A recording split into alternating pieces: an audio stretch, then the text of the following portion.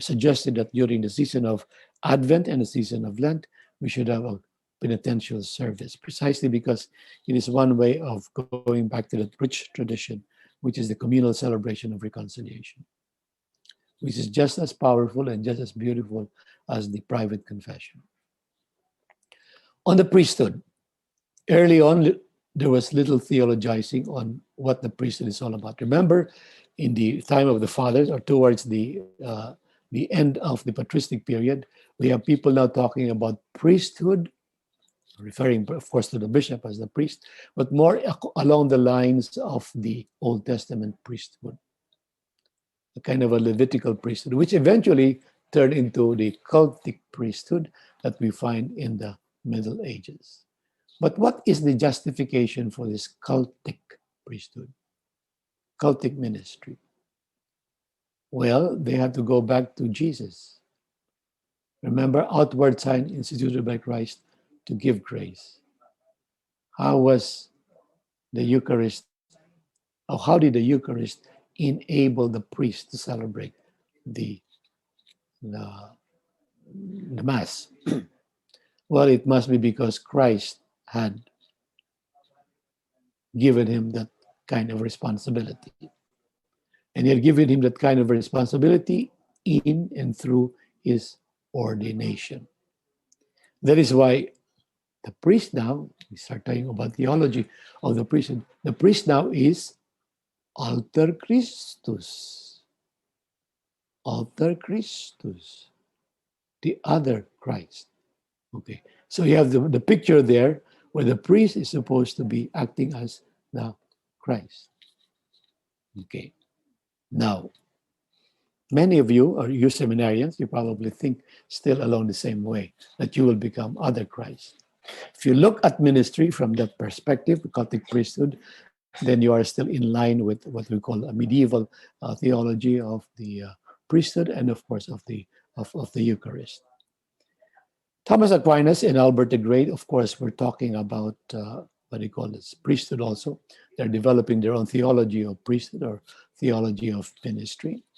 But Thomas Aquinas, very typically Aristotelian in his approach, would look at the priesthood or the idea of priesthood as something that is by reason of what we would call instrumental causality. The priest is the instrument who takes the place of Christ in consecrating the bread and wine into the body and blood of Christ. Albert the Great would speak of the priest as, in general, he represents Christ, and not necessarily the ones who would go into the actual instrumentalization of the words of consecration. Okay, so now is this something that is still being entertained by priests? Yes, there's still a good number of people who still look at themselves, number of priests who still look at themselves as other Christ. Okay, yeah, because precisely they have that power. They have that power to consecrate, to change the bread and wine into the body and blood of Christ. The power is Christ's power, but through me, I am the instrument of Christ. Through me, I'm able to change the bread and wine into the body and blood of Christ. Now, a much wider, more communitarian idea of the Eucharist would, of course, change that picture a little bit. Okay. So Thomas Aquinas on the ordained priesthood, according to Bernier, this was the more unfortunate part of the Summa. Unfortunate according to Bernier, because of course we talk about something that happened, of course, in Vatican II, but something that would be presented shortly thereafter by the Reformed churches, by the Reformation, by Martin Luther and company. Thomas Aquinas basically distinguished between ordained priesthood and common priesthood. Active priesthood, that is the ordained ministry. Common priesthood, okay, you get it from baptism, but it remains passive.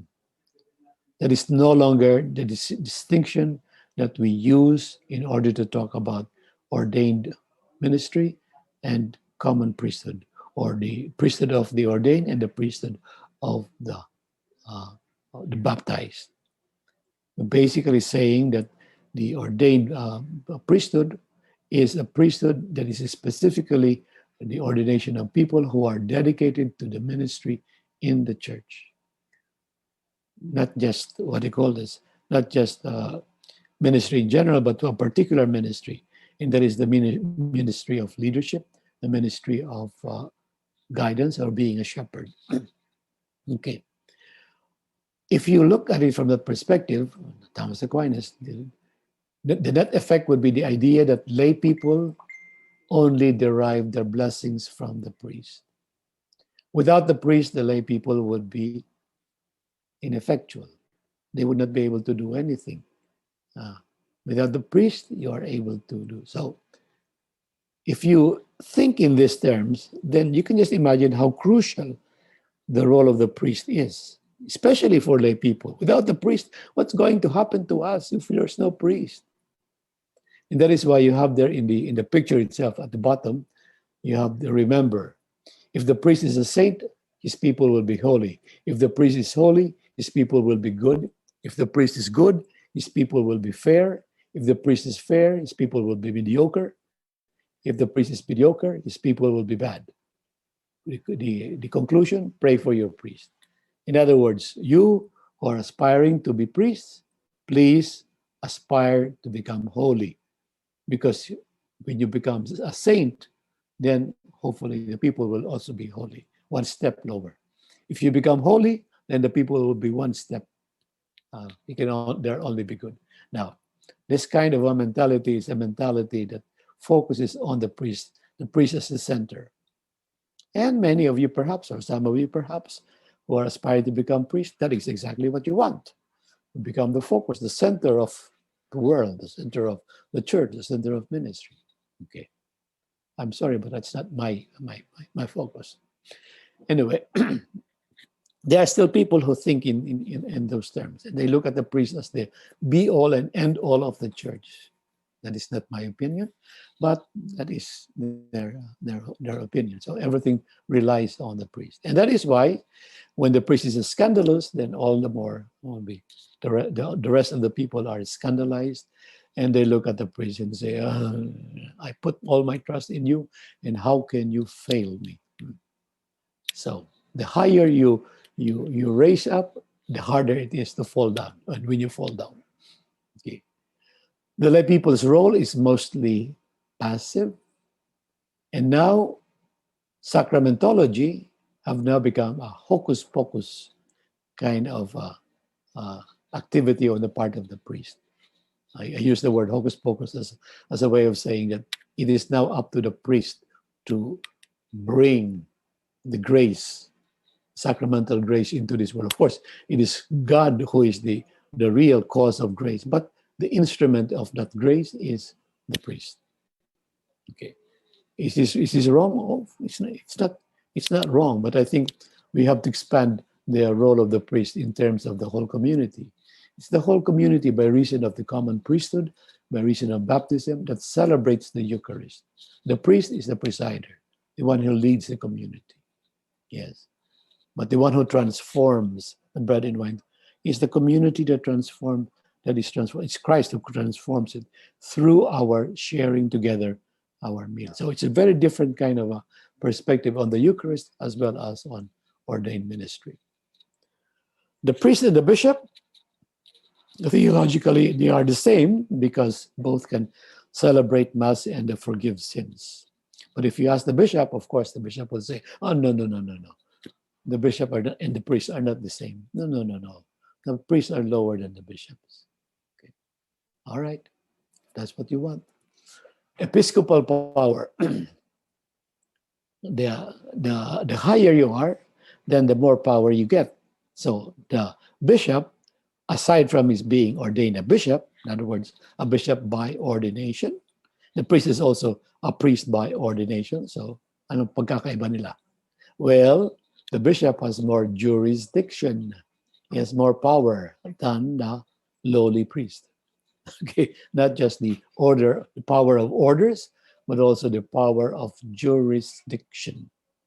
In other words, I am in control of this territory. I know what needs to be done here. And if I ask you to do this, then it is because of my authority that you're able to do this, not because you are ordained priest, because by my authority. That is the meaning of jurisdiction. And these powers were not connected to pastoral responsibility for a given community. You remember again, at the time of the fathers of the church, bishops were ordained for community, a particular community. You are attached to a particular community. You are the bishop of so and so. You are the bishop of Rome. You are the bishop of Antioch. You are the bishop of a specific community. No such thing as auxiliary bishops who have a kind of a, this they're bishop of an old uh, diocese that is already non-existent. Okay, that is not what I call this. So there were some bishops who were ordained that way because they needed some people who would have will the power. So, but the connection with the community has already been lost. Okay, the general assessment of this period, in spite of the presence of excellent theologians, the general idea was that this period was not as welcoming of new ideas compared to the later Renaissance. You will remember that in the High Middle Ages, the first ones who condemned Thomas Aquinas were the Franciscans, because the Franciscans who belonged to the Augustinian school were teaching in University of Paris, and they looked at the Aquinas as the heretic. Okay, eventually, of course, Thomas Aquinas and the Aristotelian philosophy became much more prevalent, and so it provided an alternative to the Franciscan Neoplatonic Augustinian theology and philosophy that was also Bonaventure and Duns Scotus would be or the contemporaries. Bonaventure especially was contemporary of Aquinas, but Bonaventure was from the Neoplatonic Augustinian school, and Thomas Aquinas belonged to the Thomistic Aristotelian school. So they were a bit more self-righteous and inward-looking because they were trying to preserve their own power, their own absolute civil and secular and spiritual power. They were inherently conservative of traditions. In other words, these are the traditions, we need to follow them, literally. Okay, this is what is being done in Rome, we will do what Rome does. Even if you are in the smallest of barrios, this is what we have to do because this is what is authentic. This is what is being done. So if they are saying mass in the great basilicas in Rome in Latin, then even if we are in the Diocese of Maasin, Luis, Diocese of Maasin, and Charlie, Diocese of Maasin, let's celebrate mass in Latin. Okay, so ad orientem. What's the reason? Well, that's what they're doing in Rome. Let's do it here. Are you worried at all about the intelligibility of your mass as far as the people are concerned? Whether people are able to understand? That's not important. The more important thing is the validity of it or its conformity with the real regulations. That is the way the Middle Ages would be thinking about, especially towards the end of the Middle Ages, when more and more absolute power started to really find its roots, or dig its roots deeper and deeper and deeper, and eventually would be questioned by the next group, which is the Reformation. And we are going to go through this quickly, hopefully. Reformation ministry. These are now talking about the reaction to the High Middle Ages, the reaction to what we would call the high point in scholastic theology. And this would come in the form of alternative facts, alternative reading, alternative interpretation, and to be provided by the reformers. But again, we need not go straight to Luther and company. We can also trace the idea of reform as early as the 1400s, in other words, the 15th century, or even earlier than that. For example, in 1240 to 1284, a theologian named Geert de Grote, probably a Dutch, popularized what is called the Devotio Moderna. And what does this Devotio Moderna have to do? It's a lay movement but it gives importance to Bible reading, to more sinfulness of the human person. In other words, more penitential in its character. In other words, looking at the a little bit more negative side of human nature, but did not challenge the work and the order of the clergy, because this is a lay movement.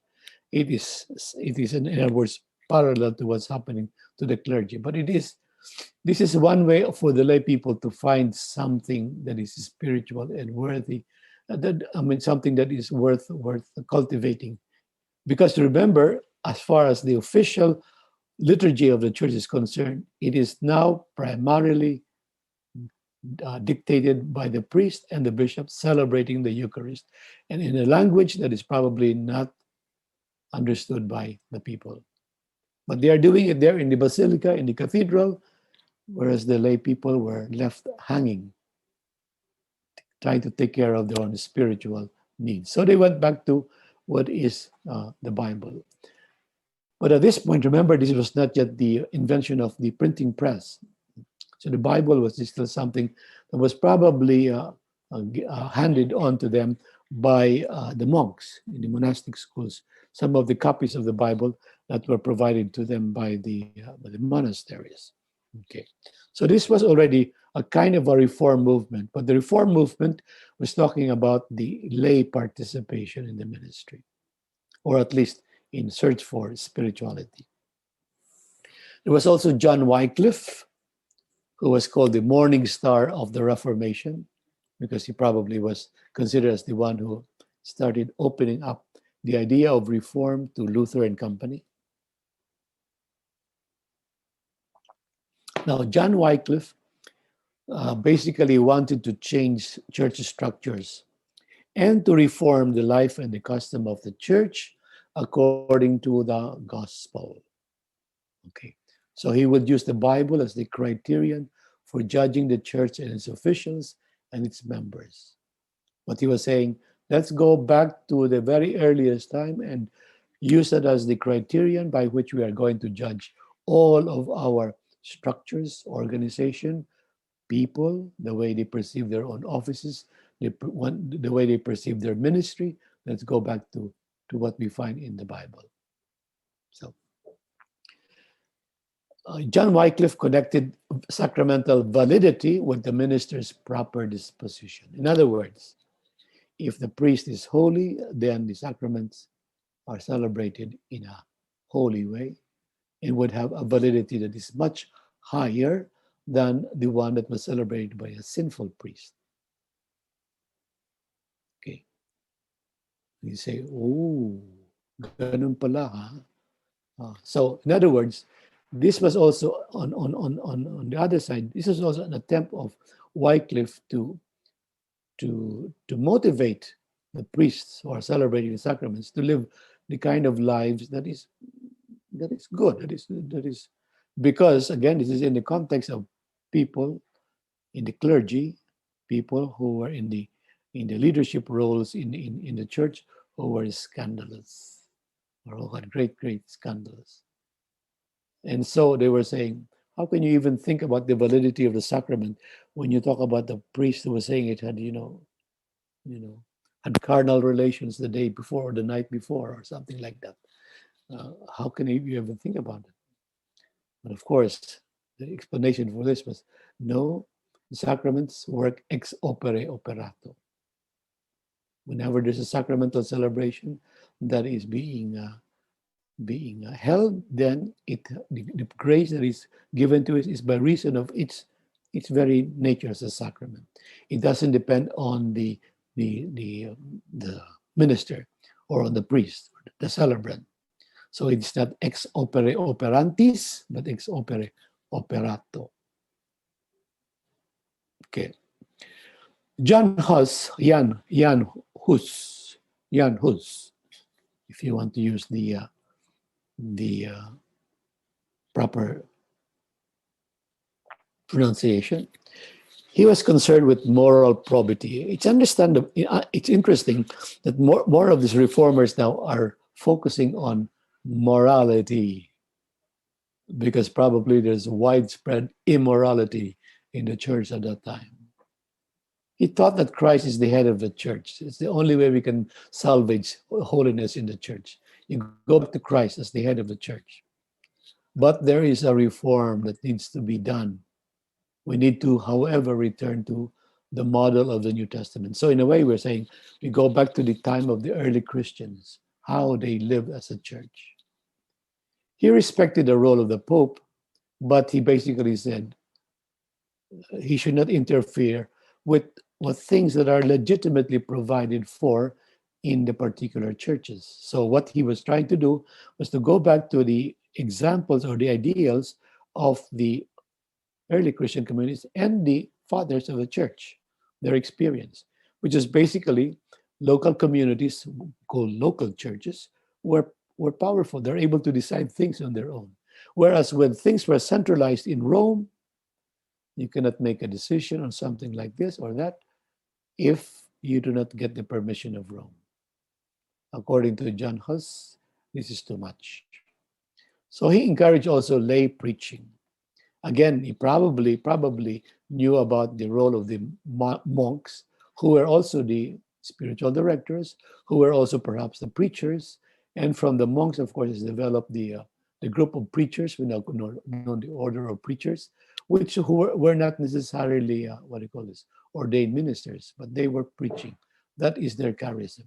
Okay, so he was trying to recover the charism of teaching uh, from the from the early church. But all of these things, of course, especially if you were on the other side of the equation, you are the one being opposed by Jan Hus. Jan Hus. Then you are really questioning church authority. Who are you to question my authority? I am the bishop. I am ordained. You are only a layperson. That is how they reacted at first to all of these reform movements. So the power of the church authorities was justified again by appealing to divine origin. Aha. And people started saying, if it's divine, how come it's very corrupt? If it's so bad, it's scandalous, is it really divine? The lay people directed their lives the way they saw fit without bothering with the church officials' frivolities and clerical dominance. In other words, okay, bahala kayo dyan sa mga leadership dyan. Kayo nang bahala magkuhan dyan. Kami, dito yung gagawin namin. This is what we're going to do as lay people. The church retained its influence in society even though it expanded its reach into the areas other than the spiritual or ecclesiastical.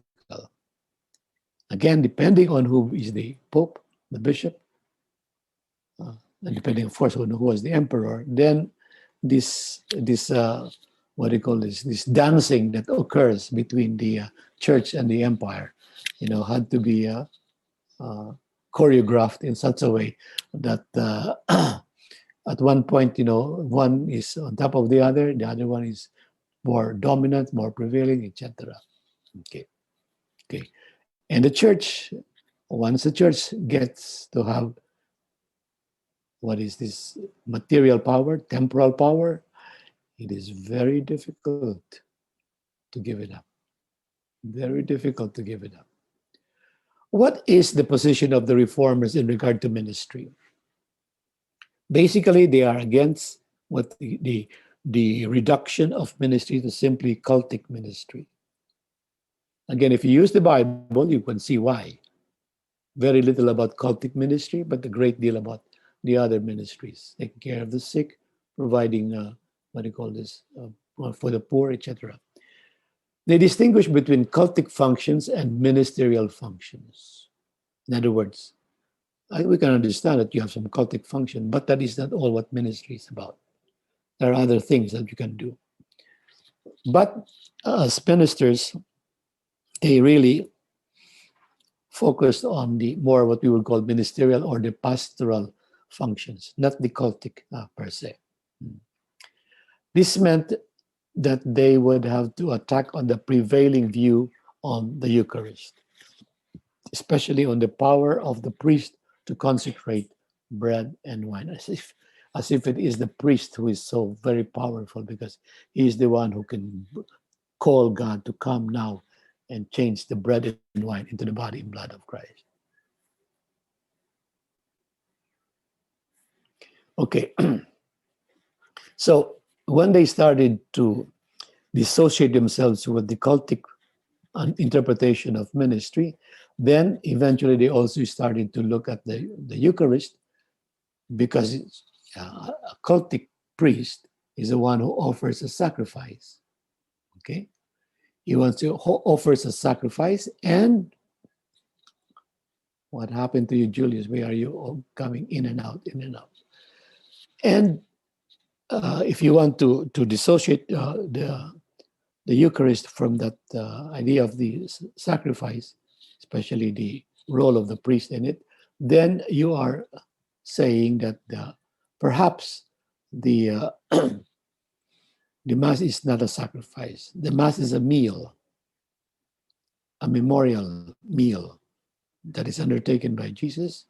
But the idea of the sacrifice was actually much more uh, new, much more the Old Testament idea of, uh, of priesthood.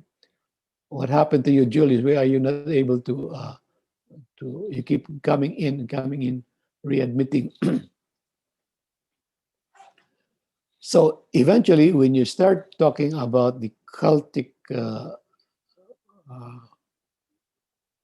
the cultic functions of the or cultic idea of ministry, then you started also chopping down some of the cultic functions of the priest.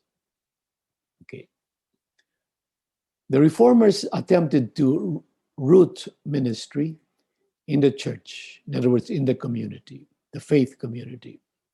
So they would be in disagreement with the whole idea of ordination to non-existent ministries. Okay, I am ordaining you as a bishop because I'd like you to work in the chancery, or I would like you to work in the Roman Curia, but you don't really have a diocese, you don't really have a community, but you work as a functionary. That is not, according to reformers, that is not reason enough for ordination. They also disagree with ordination giving absolute power. You already know what this meant. An ordination that gave absolute power meant that, of course, that the uh, the church authorities have become their own emperors and their own kings in their own right. Okay. The reformers also said that that ministers were deputed by the community and are meant to serve the community. Again, you go back to the time of the fathers, where the leader of the community is one chosen by the community. Of course, endorsed by the apostle, or what do you call this, chosen by or endorsed also by the other neighboring bishops. But the community has a say on who becomes a bishop. So this is what the reformers were trying to do. Now, they were saying that priestly powers are derived from the common priesthood at baptism. Okay, so by baptism we are made priests in Christ. You remember you talk about the priest, prophet, and king. It was Calvin basically who would reintroduce this into theology. Okay, so but Calvin saw that priestly power is coming from God and not from the community.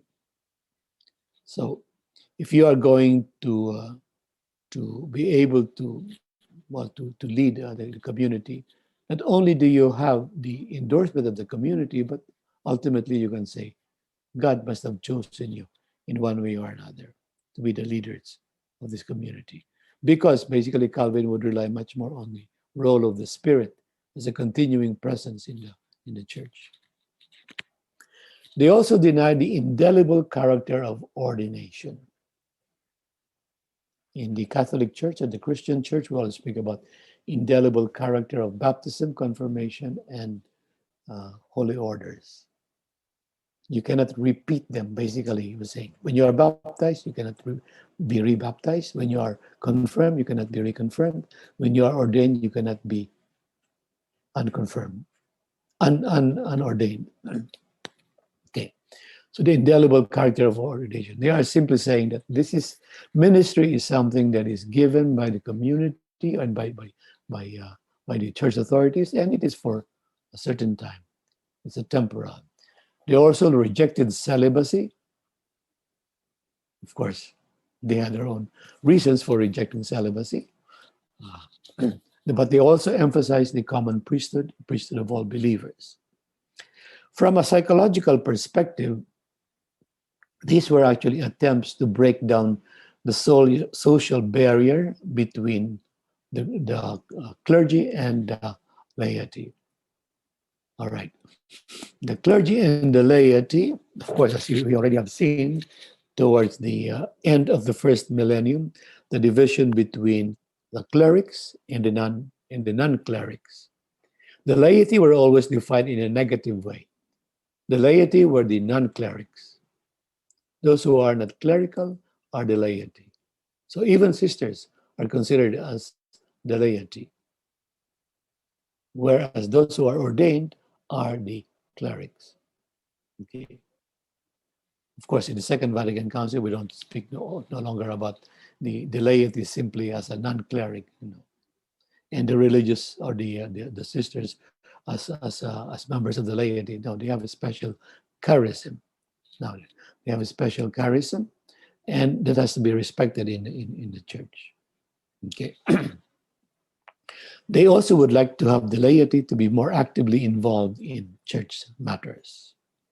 But particularly for the reformers, scriptures is their number one source book and authority. Catholics and Protestants appealed to the Bible's authority, of course. But on the part of the Protestants, they would like to reproduce structures, especially structures of ministry found in the New Testament, and renew them, but only in terms of the scriptures. Because they have already seen what has been done in previous centuries about some of these ministries.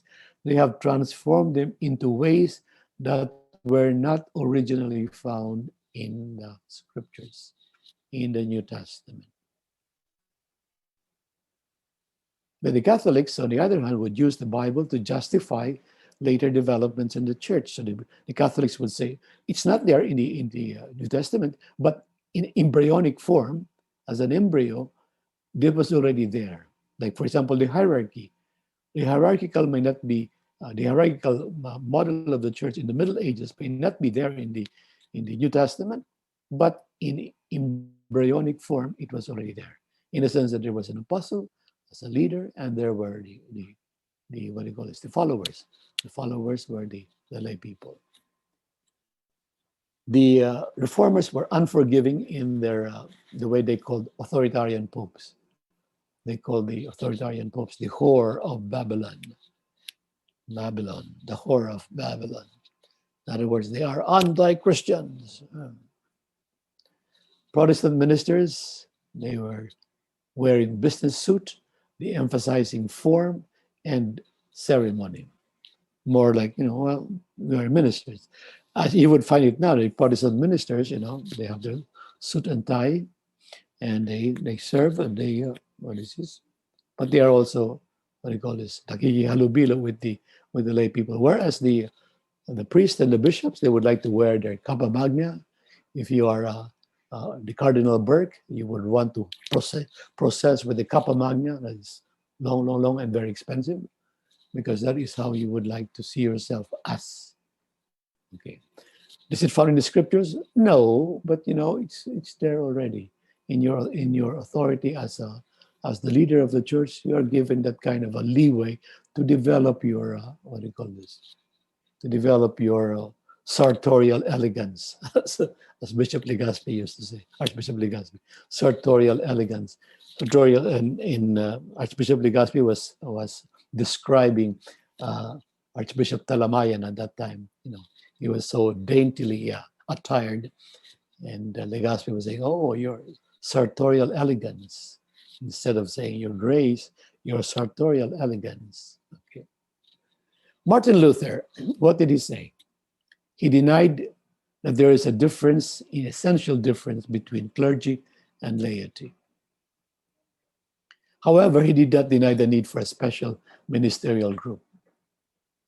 I think he said, yes, we all have common priesthood, but there are certain people who are given a special task to do ministry in the church. And that is basically ministry of leadership. And he agreed, probably called by God. But of course, the community expresses that will for them. He also laid a great deal of importance on preaching the word. Preaching the word. Because at that time, because especially when you talk about private masses, who was preaching? Nobody was preaching. Even when you talk about the in masses in the cathedral, was there any preaching, liturgy of the word? Preaching about the what is this? The scriptures? No, we're talking about sermons, and that's exactly how sermons got started. They talk about any topic other than what is found in the scriptures. Okay, so that's why the difference between her sermons and homilies is that homilies are supposed to be based on what is the scripture reading or readings, not on any topic. Some people in the pre-Vatican II era used to speak about all kinds of things. The most common topic for the priest during their homilies is, of course, about the collecta, about the collection. The reason why you have to go give more money to the church is this is nothing to do with the gospel passage. Because anyway, he was the only one reading the gospel passage. It was in Latin. Okay. So what did the people know about the gospel? Martin Luther was of the mind that there are two elements of an authentic Christian community: genuine preaching of the word and authentic celebration of the sacrament. You can already see that many of the things that we are doing in the church now, the Catholic Church nowadays, are actually some things that have been provoked by the Protestant reformers. We're going back to the time of the fathers, because that is what Martin Luther and company was trying also to do. Go back to the time of the fathers, go back to what inspired them, what was really their attitude towards many things, and then we can move from there. The main function of the ordained, according to Luther, is the pastoral preaching of the gospel. So here we're talking about not the cultic ministry, but the prophetic ministry. The idea of evangelization, the idea of teaching, okay? Then, of course, well, the administration of the sacraments. Martin Luther, of course, acknowledges baptism, the Eucharist, and baptism confirmation, of course, is one. Baptism confirmation, the Eucharist, and the sacrament of penance. That those are actions that belong to the priest. These are actions that belong to the priest. Of course, with baptism, it can also be done by the deacons and by the others deputed by the church, or in case of emergency, by any person. Okay. On the other hand, there was John Calvin. His position on the Eucharist and the ministry was a bit more subtle. In the sense that he makes a distinction actually between what the bread and wine what the bread and wine had become. When Calvin speaks about the Eucharist, he was going to be speaking about not in a sense of almost a very real physical, the bread and wine becoming the body and blood of Christ. He doesn't talk about that, but he talks about it in terms of symbols. The bread and wine as the symbols of the body and blood of Christ, which we share together. But the symbol here is not just symbol in a sense of, okay, we can choose another instead of the unleavened bread, we can use another bread. You can use rice, perhaps. That is not the meaning of symbol for Calvin. We're talking about the symbol, but it's a very deep meaning of the symbol because it goes back to the time of the celebration of the New Testament in the breaking of the bread. that it was the sharing that already creates the community. But that sharing is facilitated by the Word of God, the preaching of the Word of God, and by the reenactment of the memorial of what happened. But people who were criticizing Calvin would focus much more on the interpretation of symbol as basically, what do you call this, a kind of a temporary equivalent. Okay, here is where I stop because we will take this up in next class, ministry as cult.